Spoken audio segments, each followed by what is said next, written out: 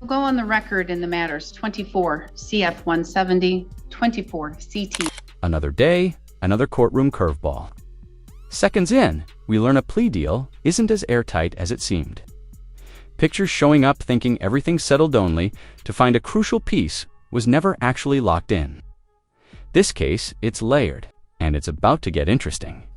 State of Wisconsin versus Jacob Jones. The state appears through Assistant District Attorney Holly Rockow in person. We have Mr. Jones in person, in custody, with counsel Gabriel Pollock.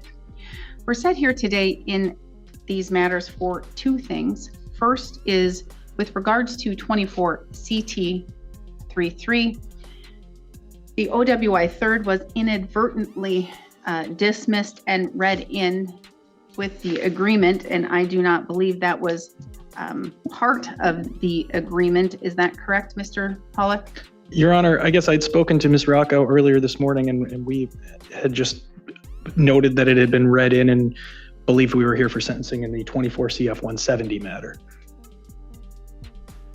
No. Understood, Your Honor. I can certainly conference with Ms. Rocco to see how she would like to proceed with that. I guess I'm not sure how the court would prefer to proceed. Because the OWI third was not a part of the agreement to be dismissed and read in particular because the legislature, as well as the public and the public interest, looks at those matters, the OWIs, very, very seriously. This is no small matter. The judge reminds everyone that an OWI, especially a third offense, isn't just paperwork. It's a serious public safety issue. And the legal twist? If the court had realized a key term was missing, the deal might never have been approved. Plea agreements can be that fragile. All parties, including the court, when all the multiple cases and multiple things were put on during the plea hearing.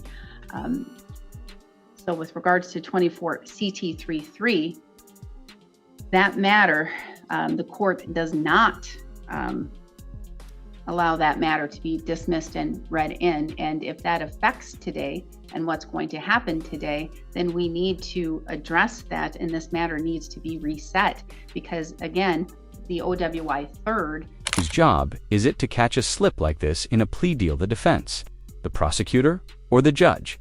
Someone missed it, and now the whole case could shift because of it. In 24 CT 33 was not a part of the agreement that was reached between the parties, and that was not the agreement that was recited to the court. If that was recited to the court would not have permitted the agreement and would have proceeded to trial. Understood, Your Honor. I believe that Ms. Rocco and I can likely come to an arrangement. I just had not done that at the moment, but I think we can likely have that figured out. All right, so why don't you go conference with Ms. Rockow, and then you're going to need to conference with Mr. Jones because I don't want him to feel rushed, but this matter can all be reset to a different date and time. However, I do understand that this is your last day on at the public defender's office in this capacity. Now it's getting messy. The public defender is about to step down. Supporters are waiting for closure, and the whole deal might stall. It's a tightrope. Moment lives, timing, and reputations all in play. Retained or appointed. Yes, Your Honor, I appreciate that. I also know that there are numerous people here in support of Mr. Jones, so if we can accommodate this, that would be my preference. All right, we will briefly adjourn. Your Honor, I have completed the plea questionnaire, if I may approach. Back on the record, same appearances as previously noted. The parties have reached an agreement. Mr. Pollock has went over a plea questionnaire waiver of rights form as it relates to 24 CT 33, operating a motor vehicle while intoxicated. Mr. Pollock, can you please recite the agreement on the record after the court is making the formal order to reopen 24 CT 33, because that was not a part of the original, that was not a part of the agreement, correct, Ms. Ms. Rockow? Correct. And correct, Mr. Pollack? Yes, Your Honor. All right, please recite the agreement for the record. Your Honor, our understanding of the agreement, if Mr. Jones enters, So slowly. yes, Your Honor. Our understanding of the agreement is if Mr. Jones enters a plea of guilty to count 1 in 24 CT 33, which I believe is the operating while under the influence of an intoxicant, count 2 and 3 would be dismissed count 3 would be dismissed and read in, count 2 would be dismissed by operation of law, or nope, count 2 is not operating while revoked. I thought there was a prohibited alcohol concentration. So the remaining counts would be dismissed, 2 dismissed and read in, 1 as a matter of law. The parties would join in recommending a sentence of 45 days in the county jail, a fine including Did the defense attorney just throw out penalties like improv lines? The judge wasn't having it.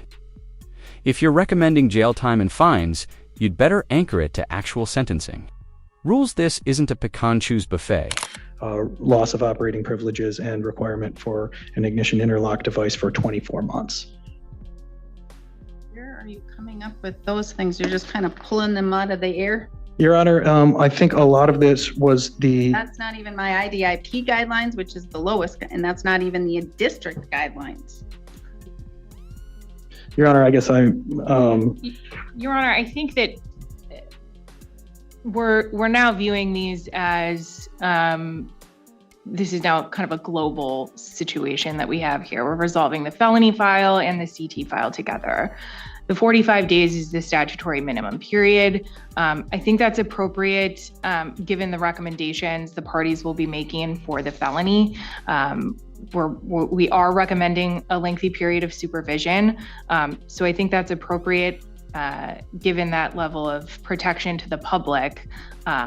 Also, I understand that Mr. Jones spent 12 months in the county jail or was sentenced to 12 months in the county jail due to the revocation.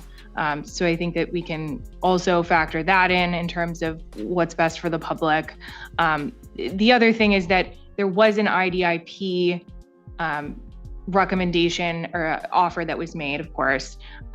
He had begun doing that process, as I understand it, according to my file at least. And then of course he was incarcerated. We're coming up with the 45 days because that's the statutory minimum. Okay, what about the 1844, the 1,844? What we've got here is legal confusion 101, conflicting grids, wrong dates, and mismatched fines. One side says $1,844 using 2023 numbers, but the judge pulls 2024's chart and it's higher. It's a reminder that in criminal sentencing, precision isn't optional, it's everything. Random number. That's the 10th District guidelines for this offense date from the 2023 grid. But this occurred in July 2024. My July 2024 grid is 1869. the OWI was February of 2024. I don't think that the guidelines had gone into effect at that point. You're right. I was looking at the burglary. Correct. That is correct. So the state has no objection to the minimum fine. All right. Okay. Now we're making sense. All right. Okay. So that's the agreement that's been reached, Mr. Jones. You made it through that tangle of numbers, charges, and statutes. Congrats, you've basically earned an honorary law degree.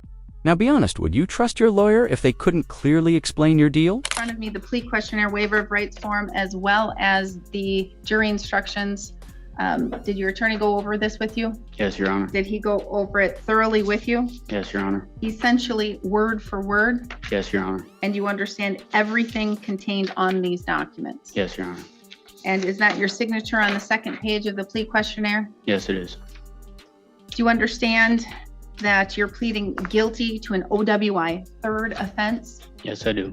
You're 24 years old. You have 12 years of schooling. You can read, write, and you understand the English language. Yes. You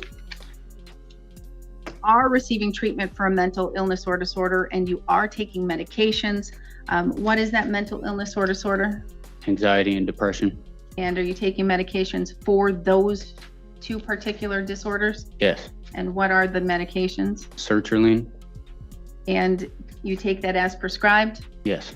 Does that interfere with your ability to comprehend or understand what's going on? No, Your Honor. Does it actually help you a little bit better? Yes. Okay. Now, other than that, no alcohol, medications, or drugs? No. Because you're charged with crimes, you are entitled to constitutional rights, and each of those rights is listed on the plea questionnaire. Did your attorney thoroughly go over those rights with you? Yes, he did. So you understand those rights completely? Yes. Do you understand that by pleading guilty, you would be waiving and giving up those rights? Yes, Your Honor. Do I need to go over those rights with you in any more detail? No, Your Honor.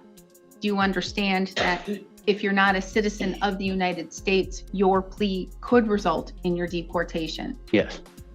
Do you also understand that there is a recommendation for the court to follow the lowest guidelines as it relates to the jail and the lowest monetary guidelines for the lowest jail, the mandatory minimum jail for the jail time, as well as for the court to follow the district guidelines for the fines and penalties? Do you understand that I wouldn't be bound to follow that recommendation? Yes. And do you understand here the state would have to prove on or around February 18th, 2024, that while operating a motor vehicle on a highway or roadway of this county and state, that you were under the influence of an intoxicant, and this would be counted as your third offense. Do you understand what the state would have to prove? Yes. Do you understand the maximum possible penalty could be a fine of less than $600, but no more than $2,000, or you can be imprisoned for not less than 45 days, but no more than 1 year in the county jail? Yes, Your Honor. And again, do you understand that I'm not bound to follow the recommendations? I could sentence you all the way up to the maximum possible penalties. This is the turning point, third offense. AIE, the defendant pleads guilty. Fully aware a 1-year jail sentence could be next. One bad choice repeated too many times. And now the consequences have arrived in full force. A guilty plea? Yes, I do. Now, did you go over the criminal complaint, that original charging document with your attorney, which pretty much says what happened that day and why you were charged with the crimes? Yes, Your Honor. For the most part, are those facts accurate? Yes, Your Honor. Are you admitting here today that you in fact did operate a motor vehicle while under the influence of an intoxicant? Yes, Your Honor. Mr. Pollack, may the court use the probable cause section of the criminal complaint to find a factual basis? Yes, Your Honor. Has anyone made any threats or any promises to you for you to plead guilty to this charge? No, Your Honor. You're doing so freely and intelligently, telling the court that you fully understand what you're doing here today, Yes, I am. and voluntarily? Yes. Has your attorney represented you competently? Yes. Has he answered all of your questions? Yes, he has. Has he looked at this matter thoroughly? Yes, he has. Has he discussed with you a possibility of any defenses you could have if this matter would go to trial? Yes, he has. And has he discussed a possible lack of defenses you could have? Yes, Your Honor. And so you're satisfied with his services? Yes. Any questions for the court or for your attorney before I proceed? No, Your Honor. As to count 1, operating a motor vehicle while under the influence, a third offense, how do you wish to plead? Guilty, Your Honor. Court will find your plea of guilt is done knowingly, intelligently, and voluntarily. I'm going to find that you understand your constitutional rights and what it means to waive and give up the rights. I'm going to find a factual basis to accept your plea of guilt. Based on that, I will find you guilty of count 1 in 24 CT 33. Count 2 and 3 will be dismissed and read in for purposes of sentencing. Count 4 will be dismissed and merged in with count 1. A judgment of conviction will be entered today. Now we're going to move on to sentencing, and we will in fact do a dual sentencing in this matter. We have the sentencing for the operating while intoxicated third offense, and we do have the sentencing in the 24 CF 170 matter, in which you did plead guilty to 1 count of strangulation, suffocation, 1 count of false imprisonment, and 1 count of stalking. They are all felonies. The court ordered a pre-sentence investigation report. The court has reviewed that report thoroughly. I have also received and reviewed the sentencing memorandum for... Just like that, the stakes skyrocket. We've moved past drunk driving into felony strangulation, stalking, false imprisonment. These aren't just legal charges, they're violent, high-impact crimes. The air in the courtroom shifts instantly heavier, darker, and far more dangerous. Jacob Jones, filed by the Public Defender's Office. And I believe there were other letters here or there filed on your behalf from your counsel that I have reviewed as well. Ms. Rockow, have you received a copy of all of those documents, but in particular the pre-sentence investigation report? I have. And have you reviewed that report? And in your review, did you find any material facts or other information that needs to be corrected on the record? No, Your Honor. Thank you. Mr. Pollack, did you receive and review that report? Yes, Your Honor. Did you find any material facts or other information that needs to be stated on the record? Just, I guess, a supplement.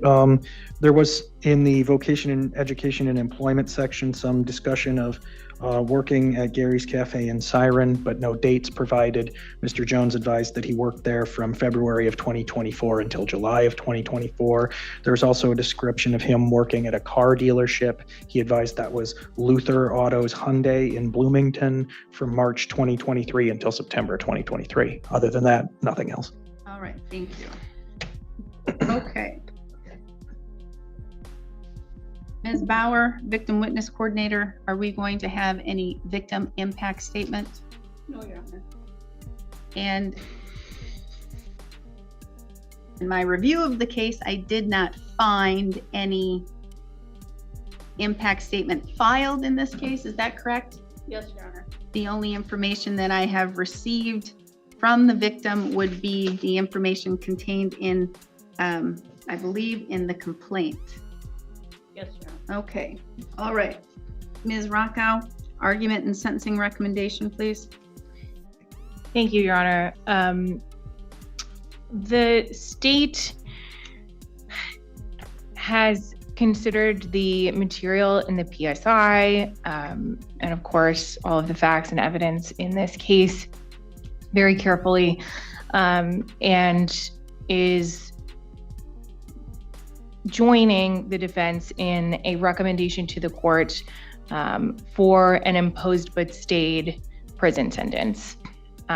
Specifically, the state is recommending that Mr. Jones be sentenced to an imposed but stayed sentence of, as to count 3, 2 years of initial confinement, 2 years of extended supervision, as to count 6, imposed and stayed 2 years initial confinement, 2 years extended supervision, and as to count 7, imposed and stayed 1.5 years initial confinement, 2 years extended supervision, all to run concurrent to each other, as this was one incident.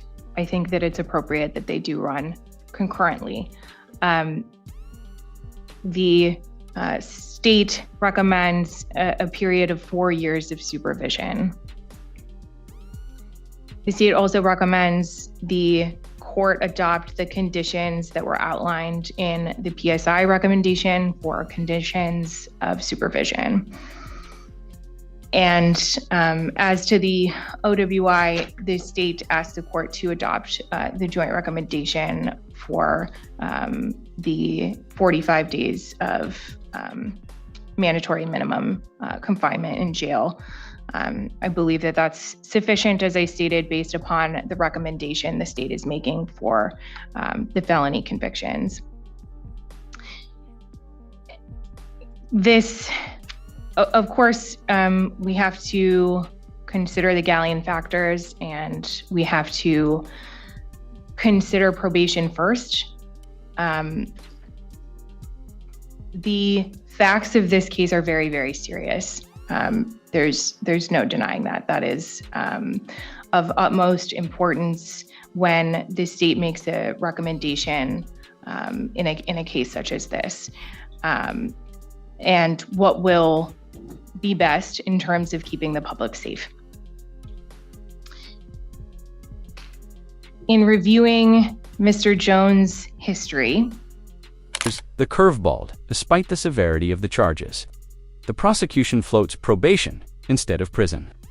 Under Wisconsin's factors, judges have to weigh rehabilitation against public safety before locking someone up.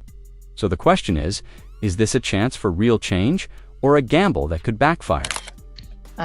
He has a history that looks like somebody who uses alcohol and makes bad choices when he uses alcohol. He is fairly young, and I think as evidenced by his criminal history and by what was outlined in the PSI and the facts of this case, he has a lot of rehabilitative needs. But the state disagrees that there is an obvious pattern of serious conduct that the defendant has engaged in, which was mentioned in the PSI. The only pattern that I see is that he has multiple OWI convictions. So that suggests a pattern of substance use. In considering probation first, I think that based on his record and based on his rehabilitative needs, the safest thing for the community is to indeed rehabilitate Mr. Jones within the community.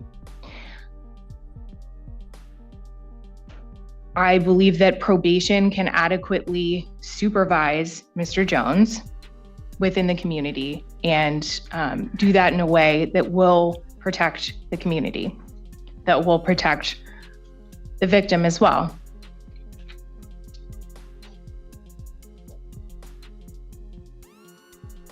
I think that based on his record, based on his age, we're not at this stage yet where the state's position is he should go to prison for a lengthy period of time or at all. But certainly he has a significant amount of prison time in the imposed in-state recommendation hanging over his head should he fail on probation.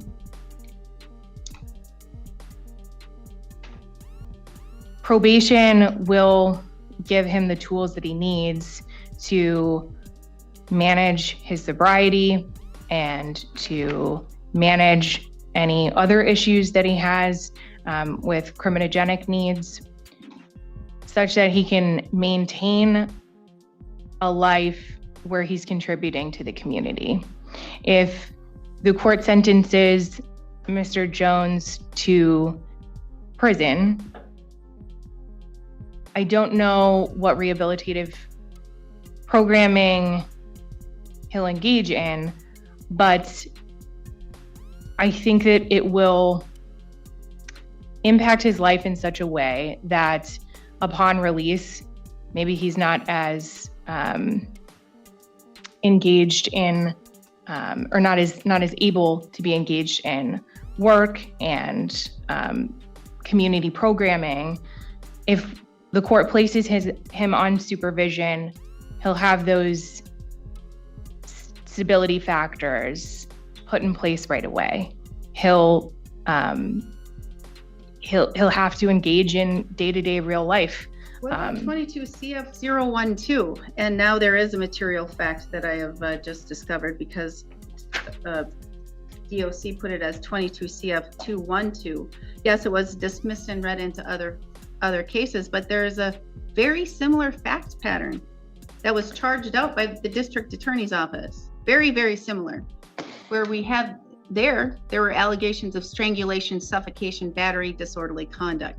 Perhaps that's where we're getting the pattern from the DOC agent. And I agree with Your Honor. I think that that is the pattern that's the only pattern that they could be pointing to. My concern in using that as a basis for a pattern is that it was dismissed. It's a dismissed case. I don't know. Then why was it charged by the district attorney's office? And we have the facts in that criminal complaint. Even ones that never resulted in a conviction can still count at sentencing. It's called a read-in, and it lets judges weigh patterns of behavior, not just proven crimes. Controversial? Absolutely. But here, it could be the factor that tips the scale. The court's able to view those and use those for sentencing purposes, not only for restitution, for sentencing purposes. And for whatever reason, back when he pled out in those cases, that was the deal then. It can't be overlooked. It can't be overlooked. I agree with that, Your Honor. And I wasn't in this office in 2022, so I don't know. But I can say that it's not my practice to... Should someone be sentenced based on charges that were technically dismissed? Is that fair justice? Or is it quietly stacking the deck? Most people don't even know this gray area exists, but it can change everything in a case. What's your take? Necessary truth or system overreach? Unless there were some issues with the case itself and issues with proving that case. I don't know the facts and circumstances surrounding the dismissal of that case, but it looks to me like it was dismissed in favor of bail jumps. And so... Bail jumps look better on a criminal record for a criminal than does strangulation, suffocation, perhaps. That's why you wheel and deal. Of course. Doesn't mean the facts didn't happen. That's why you wheel and deal. Right. And agreeing, to have something dismissed and read in also means that the state can't bring those charges again. Except in another case like this. So I don't know the particulars of that dismissal is what I'm saying, Your Honor. But